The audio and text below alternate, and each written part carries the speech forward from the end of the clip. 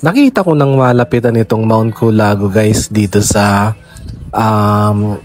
Bukidnon. Impasugong Bukidnon na actually guys. So pumunta kasi ako ng communal ranch at itinuro ng aking guide itong Mount Culago nga guys na isa sa mga nais ko ring akyatin sa susunod. At babalikan ko itong Mount Culago para akyatin.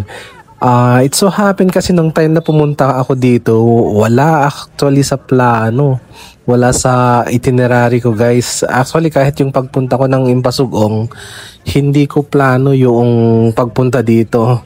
Pero dahil marami akong nababasa, napanood ng mga vlogs, ayun, pinuntahan ko guys out of, alam mo yun, out of the whims na decision.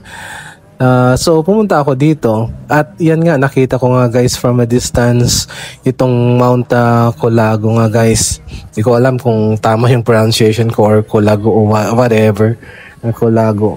So anyway, yun, babalikan ko na lang to guys para akyatin. Ang ganda kasi guys from a distance, nakikita mo yung kabuuan ng Mount Culago.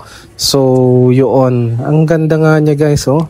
Yung sa mga nakita kong mga vlog, talagang maganda siya. At yung napanood ko nga guys, may kasama nanay at yung kanyang anak na babae.